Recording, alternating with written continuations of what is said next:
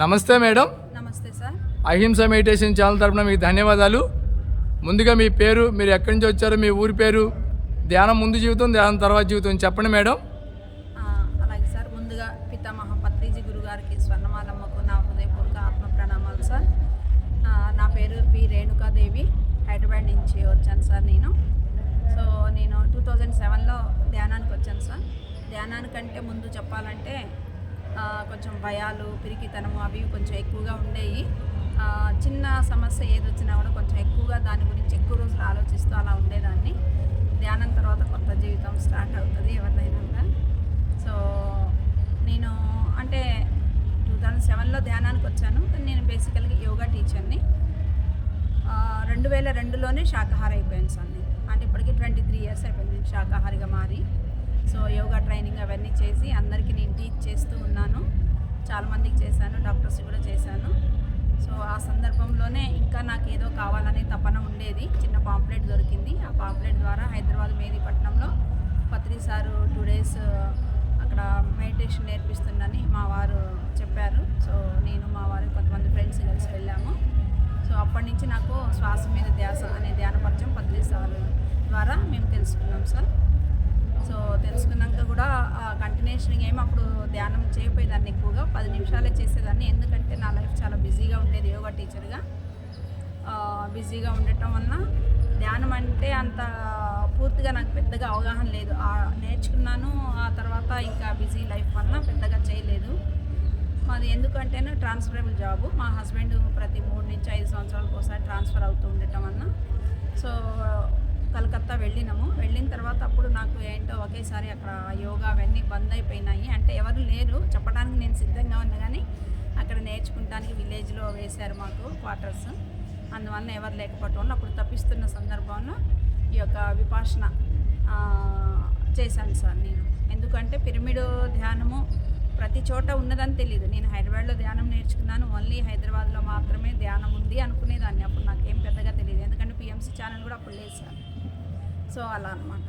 So Vipassana ధ్యానం చేయటం ద్వారా ఏమైందంటే ఇటు ఆహార నియమాలు చాలా బాగా పాటించేదాన్ని. యోగా టీచర్ కాబట్టి అమృతాహారం ఇవన్నీ తింటూ. సో 10 నిమిషాలు చేసే ధ్యానం నుంచి ఒకేసారి 12-15 గంటల విపాసన ధ్యానంలో ఒక చక్కగా విగ్రహంలాగా కూర్చొని ధ్యానం చేయటం ద్వారా తెలియకుండానే ఫస్ట్ టైమే ఎన్నో అనుభవాలు. ఇప్పుడు మేము పిరమిడ్ కట్టాము, దాని గురించి ఫ్యూచర్ నేను చూసుకున్నాను. 2015లో చూశాను అనమాట. చూసి ఇక అక్కడ అడిగితేను ఏంటో ఇవన్నీ అనుభవాలు వస్తే పట్టించుకోవద్దు అని అన్నారు విపాసన. ఓకే. తర్వాత ఈ యొక్క ఆఫ్టర్ రిటైర్మెంట్ హైదరాబాద్ వచ్చిన తర్వాత పిఎంసి ఛానల్ చూసి మళ్ళీ పత్రి సార్తో కనెక్ట్ అయ్యాను. అయిన తర్వాత కాస్మిక్ వ్యాలీ ఒక 3-5 days వెళ్ళాము. వెళ్ళి అక్కడ ధ్యానం చేస్తున్న సందర్భంలో క్లియర్ కట్గా నేను మూవీ చూసుకున్నాను, విజన్ చూసుకున్నాను నేను. అంటే పిరమిడ్ కట్టాలి ఎంత సైజు అది అవన్నీ చూసుకున్న ఒక 20 days 30 days లోపు నేను కడతాలు వెళ్ళాను. అప్పుడు పత్రి సారు యొక్క వైబ్రేషన్స్ గుర్తుపట్టి నాతో మాట్లాడిన తర్వాత ఎస్ డన్ అని చెప్పాను అని ఆ యొక్క పత్రి సార్ మాట్లాడటం ద్వారా ఆ ఎనర్జీస్ తోటి హైదరాబాద్లో అప్పుడు కరోనా నడుస్తుంది సార్.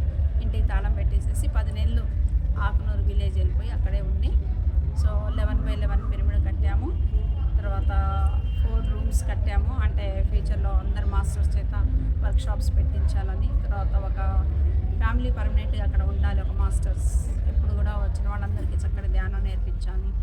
సో భోజన సౌకర్యాలు అవన్నీ కూడా చూసుకోవాలనే ఉద్దేశంతో అది కూడా అంతా సిద్ధంగా ఉంది సార్. ఇంకా చిన్న వర్క్స్ అవుతున్నాయి. సో అది సార్.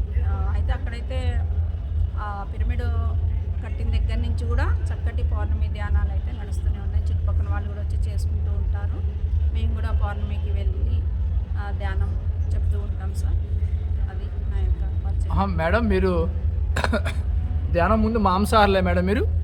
అదే సార్. నేను 2001 వరకు తిన్నాం సార్. 2002లో నేను నేచర్ క్యూర్ తర్వాత డాక్టర్ మంతెన సత్యనారాయణ రాజు గారి ద్వారా సో వారు చెప్పారనమాట. అంటే నాకు అంతకుముందు చిన్న హెల్త్ ఇష్యూలు ఉన్నాయి.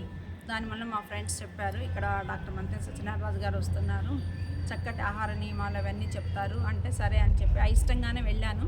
వెళ్ళిన తర్వాత చాలా బాగుంది. ఫస్ట్ టైమే ఆ రోజు నాన్ వెజ్ గురించి చక్కటి అవగాహన కల్పించారు. ఇచ్చారు. ఆ యొక్క అవగాహన విన్న తర్వాత నేను మా వారిద్దరం ఒకేసారి 2002లోనే శాకాహారిగా మారిపోయాం సార్. ఇంకా అప్పటి నుంచి ఇంట్లో వండటం కానీ పెట్టడం వడ్డించడం ఏదీ లేదు సార్.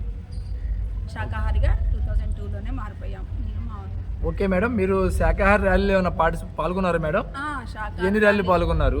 శాకాహార ర్యాలీ ఎప్పుడు హైదరాబాద్లో జరిగినా కూడా మోస్ట్లీ వెళ్తూనే ఉంటాము. తర్వాత 15th ఆగస్టుకి మన చలో చార్మినార్ జరుగుతుంటుంది కదా, అక్కడ కూడా నేను వెళ్తాను. నాతో పాటు ఇంకా ఒక 5-10 మందిని తీసుకొని వెళ్తుంటాను. అందరికి ఫోన్లు చేసి చెప్పి తీసుకొని వెళ్తూ ఉంటాను. మీరు శాకాహార ర్యాలీలు చేస్తూ ఉంటే మీలో చేంజెస్ ఏం గమనించారు మేడం?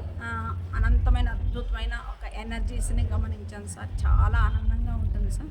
ఓకే, మీ ఫ్యామిలీలో అందరికి బంధుమిత్రులందరికీ ధ్యానాన్ని శాకాహారం చెప్పారా మేడం? అందరికీ చెప్తూనే ఉంటాం సార్. సో ఎవరు వచ్చే టైంలో వాళ్ళు కనెక్ట్ అయ్యి వస్తూ ఉంటారు. కానీ ధ్యాన ప్రచారం బాగా చేస్తుంటాను, శాకాహార ప్రచారం కూడా చేస్తుంటాను. ఓకే మేడం, మీరు మరి జంతు బలి దగ్గర బలు ఇస్తున్నారు కదా అమ్మవారి పేరట మేడం, అది న్యాయం అంటారా? అమ్మ కోరుకుందంటారా? తన బిడ్డలను బలి కోరుకుందా? అమ్మ అంటే అందరికీ దివ్యమైన ప్రేమను పంచే అమ్మ. అమ్మ కానీ ఎప్పుడు కూడా బలులను ఎప్పుడు కోరుకోదు. సో వీళ్ళు ఆచారాలు పేరు చెబుతూ మూఢనమ్మకాలు వాటితో పాటు సో వీళ్ళ యొక్క రుచి కోసమో ఏంటో తెలియదు కానీ వాటిని అలా కంటిన్యూ చేస్తున్నారు. సో మనము ఈ విధంగా ప్రచారం చేయటం ద్వారా ఎక్కడైతే జంతు బలులు జరుగుతున్నాయో అక్కడ మనందరం సామూహికంగా వెళ్ళి అలా ధ్యానం చేయటం ద్వారా కూర్చొని ఆ యొక్క గుడిలలో ధ్యానం చేయటం ద్వారా ఆ యొక్క జంతు బలులు అనేది తగ్గిపోయాయి సార్. పత్రిసారి ఫస్ట్ స్టార్ట్ చేశారు. పత్రిసారు కొంతమందిని తీసుకెళ్ళి అలా ఆ యొక్క జంతు బలులు జరిగే దగ్గర ప్రచారం చేయటం ద్వారా అహింస పరమోధర్మం ఇవన్నీ శాకాహారం గురించి ప్రచారం చేయటం ద్వారా అక్కడ వాళ్ళందరూ కూడా ఒప్పుకొని వెళ్ళిపోయి ఇంకా మేము ఇక నుంచి ఇక్కడ జంతు బలులు చేయము, కొబ్బరికాయలు కొడతాము అని ఆ మూఢనమ్మకాలు ఉన్నవాళ్ళు కూడా వెళ్ళిపోయినట్టు చాలాసార్లు మేము పిఎంసి ఛానల్ ద్వారా విన్నాం సార్. మీరు పుస్తకాలు చదువుతారా మేడం? ధ్యానం పుస్తకాలు చదువుతాను సార్. ఓకే, ఏం పుస్తకాలు చదివారు మేడం? స్వామి రామ యొక్క యోగి ఆత్మకథ గుడాకేశ అట్లా ఇంకా కొన్ని చదివాను సార్. సంకల్ప శక్తి, తులసి దళం, ఒక యోగి ఆత్మకథ చదివాను సార్. ఓకే, అలా ఇంకా చాలా చదివాను మేడం. మీకు త్రినేత్ర అనుభవాలు, దివ్యనేత్ర అనుభవాలు ఏమైనా ఉన్నాయా మేడం? గురువులు కానీ దేవతలు కానీ దర్శించడం అవి చాలా ఉన్నాయి సార్. చెప్పండి 1-2 అనుభవాలు మేడం.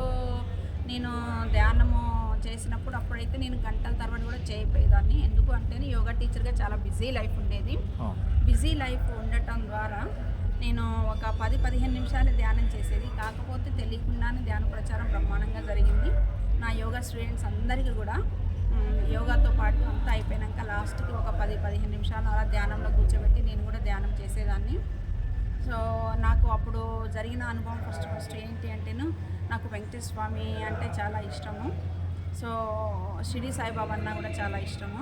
నేను వెంకటేశ్వర స్వామి గుడికి అంటే తిరుమల తిరుపతి దేవస్థానం వెళ్తూ ఉండేవాళ్ళము.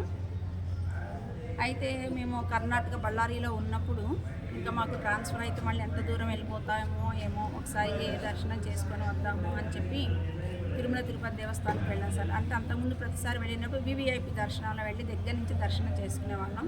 ఆసారి అనుకోకుండా అలా వెళ్ళిపోయాము. దూరం నుంచి దర్శనం జరిగింది. బయటికి రాగానే మనకి సహజంగా ఏ గుడికి వెళ్ళినా కళ్ళు మూసుకొని కూర్చొని అలవాటు కదా, అలా కళ్ళు మూసుకొని స్వామిని దర్శించుకుంటూ నాకు తృప్తి లేదు. ప్రతిసారి దగ్గర నుంచి దర్శనం చేసుకునేవాళ్ళం. ఈసారి దూరం నుంచి చేసుకున్నాను దర్శనము, నాకు దర్శనం చేసినట్టుగానే లేదు అని కొంచెం బాధగా అనిపించింది మనసులో. సో ఇంటికి వెళ్ళి ధ్యానం చేసి పడుకున్న తర్వాత 2 గంటలు వెంకటేశ్వర స్వామి వచ్చి మాట్లాడిందనమాట. ఎలాగంటేను అంటే స్వామి మనిషిలాగానే ఉన్నారు, టోటల్గా చాలా అద్భుతమైన దివ్య తేజస్తో ఉన్నారు. బుగ్గలు ఇంకా చాలా బాగా ఉన్నాయి. చాలా అసలు ఎంత ఎనర్జీ అంటే అంత ఎనర్జీగా కనపడుతున్నారు. కాకపోతే మొత్తము వజ్ర వైడూర్యాలు ధరించుకొని వచ్చారు. 2 గంటల సేపు ఆ యొక్క చాలా పెద్ద అనుభవం సార్. అలా జరిగింది. అంటే దాంట్లో ఒక ముఖ్య విషయం ఏమని చెప్పాలనుకున్నానంటే, అమ్మ నువ్వేం బాధపడకు, నేనే నీ దగ్గరికి వచ్చాను అని చెప్పారు. తర్వాత చూస్తే గుడిలో ఏమీ కనపడలేదు, ఓన్లీ స్టోన్ కనపడుతుంది. సో అక్కడ చిన్న గద్దె ఉంటుంది, అక్కడ స్వామి పాదాలు కనపడతాయి, అది కూడా ఏమీ కనపడలేదు. ఇక్కడ ఎదురుగా చూస్తే స్వామి నేను ఎదురుగా నిల్చొని ఇద్దరం ఒక చిన్న రాడ్ ఉంటుంది, ఆ రాడ్ని ఇలా పట్టుకున్నాను. నేను 2 చేతులతో స్వామి కూడా అలా పట్టుకున్నారు. సో ఈ విధంగా చాలా అద్భుతమైనది చూశాను. చూసిన తర్వాత మరి అది కరెక్టా కాదని అది కూడా కొన్ని డౌట్స్ ఉంటాయి కదా సార్, ఇదేంటి ఇలా వచ్చింది, ఇది నిజమా అబద్ధమా, అసలు ఇలా ఏంటి అని నాకు కొన్ని సందేహాలు ఉండే అనమాట. వితిన్ ఒక 6 months లోపే ఒకటి విజయవాడలో మ్యారేజ్ అయితే మా ఫ్రెండ్స్ వాళ్ళది జరిగితే అనుకోకుండా వాళ్ళతో పాటు నేను తిరుమల తిరుపతి దేవస్థానం చిన్న తిరుపతి అంటారు, అక్కడికి వెళ్ళాను. అంటే అక్కడ ఉంది అని కూడా నాకు అసలు తెలియదు. సో వాళ్ళకి ఏదో మొక్కు ఉంటే వాళ్ళతో పాటు నేను కూడా వెళ్ళాను అనమాట. నేను మా వారు ఇద్దరం వెళ్ళాము. వెళ్ళిన తర్వాత అక్కడ ఒక అద్భుతం జరిగింది సార్. ఇంకా అక్కడ ఒక టోకెన్ తీసుకోవాలట, అది మాకు తెలియదు. 50 రూపీస్ పెట్టి తీసుకోవాలట. అలా లైన్లోకి వెళ్ళిన తర్వాత నాకు ఒక రకమైన స్టమక్ పెయిన్ స్టార్ట్ అయింది. అంటే వాష్రూమ్కి వెళ్ళినట్టుగా అట్లా ఫీలింగ్ వచ్చింది. ఇంకా నేను ఒకటే బాధపడుతున్నాను, ఇంత దూరం వచ్చాము, నాకేమో ఇలా విపరీతంగా కొంచెం పెయిన్గా అనిపిస్తుంది. నేను ఇప్పుడు బయటికి వెళ్ళాను అంటే ఇంకా మళ్ళీ దర్శనం కుదరదు, స్నానం చెయ్యండి మళ్ళీ దర్శనం చేసుకోవడం, గర్భగుడిలోకి వెళ్ళటం కుదరదు, ఎలా అని ఆలోచిస్తున్నా. ఈలోపు మా వారిని పంపించాను, ఏమైనా టికెట్ కోసం ఎవరిని పంపించాము. ఆ బాబు ఇంతవరకు కనపడట్లేదు, మీరు వెళ్ళి ప్లీజ్ తొందరగా తీసుకురండి అని అలా పంపించాను. మా వారిని పంపించేసరికి వితిన్ ఒక 5 minutesలో ఒక అతను పరిచయం. అయ్యో సార్ మిమ్మల్ని నేను గుర్తుపెట్టాను, మీరు ఎలా వచ్చారు, సో మరి ఈసారి వస్తే నెక్స్ట్ టైం 2 days ఉండాలి, నేను చక్కగా దర్శనం ఇవన్నీ చేపిస్తాను, నేను ఇక్కడ అన్ని ఏర్పాట్లు చూసుకుంటాను అది ఇది అంటున్నారు. మా వారు ఫస్ట్ గుర్తుపట్టిన తర్వాత గుర్తొచ్చింది. ఏదో మైనింగ్ మీటింగ్లో మా వారు మీటింగ్ సమయంలో కొన్ని 100,000 మంది ఉంటారనమాట. అందులో ఒక అతను మేనేజర్ అక్కడ ఉన్నారని తెలిసింది. ఆ తర్వాత ఒక వితిన్ 5 minutesలోనే టెంపుల్ లోపలికి వెళ్ళిపోయిన తర్వాత ఇంకప్పుడు నాకు ఒక ఫీలింగ్ వచ్చింది. అమ్మ నువ్వు అక్కడ తిరుమల తిరుపతి దేవస్థానంలో నాకు తృప్తి లేదు అన్నావు కదా, నీ తృప్తి తీరా చూడు అని చెప్పిన ఒక 20-30 minutes ఆ గుళ్ళోనే నిల్చోపెట్టారు. అక్కడ స్వామి దగ్గర ఉన్న దండలు పూలదండలు తీసి మా వారికి కొన్ని ఇచ్చారు, నాకు కొన్ని ఇచ్చారు. ఇంకా చక్కగా తృప్తి తీరా ఆ యొక్క ద్వారకా తిరుపతిలో చూసుకొని బయటకు వచ్చిన తర్వాత ఇక్కడ ఏదో సంథింగ్ ఉంది అని మళ్ళీ కళ్ళు మూసుకొని ధ్యానంలో కూర్చుంటే అక్కడ ఉన్న పూజారులందరూ నాకు కళ్ళలో కనిపించిన వాళ్ళ 4 అనమాట. సో ఆ 4 అక్కడ ఉన్నారు. తర్వాత ఒక విగ్రహం అక్కడిది ఇచ్చారు. తర్వాత షాల్ గిన్నె కప్పి అవన్నీ చాలా బాగా అద్భుతంగా చేశారు. అంటే అక్కడ వచ్చిన నాకు ధ్యానంలో జరిగిన అనుభవం మళ్ళీ ఇక్కడ పూర్తయింది. ఆ స్వామి అలా పూర్తి చేశారు. చాలా పెద్దది కానీ చిన్నగా చెప్పారు. బాగుంది మేడం. మీరు ఇప్పుడు భవిష్యత్తులో ఇంకా విశ్వ కళ్యాణం కోసం శాకాహార ప్రచారం చేయాలనుకుంటున్నారా, సేవ చేయాలనుకుంటున్నారా, ధ్యాన ప్రచారం కానీ? అయితే ఇప్పుడు ఒకటి పిరమిడ్ అయితే కట్టాం సార్, అది నేను విజన్ చూసుకున్నాను అన్నాను కదా. మళ్ళీ సెకండ్ టైం విజన్ చూసుకున్నప్పుడు క్లారిటీగా చూసుకున్నాను. ఒక పిరమిడ్ అంటే హైదరాబాద్ నుంచి 100 kilometers దూరంలో సిద్దిపేట డిస్టిక్లో ఆకునూరులో ఒక పిరమిడ్ కట్టాము. అక్కడ ఇంకో పెద్ద పిరమిడ్ కూడా వస్తుంది. అవన్నీ విజన్ చూసుకున్నాను. పత్రిసారి కూడా దానికి క్లారిటీ ఇచ్చి చెప్పారు సార్.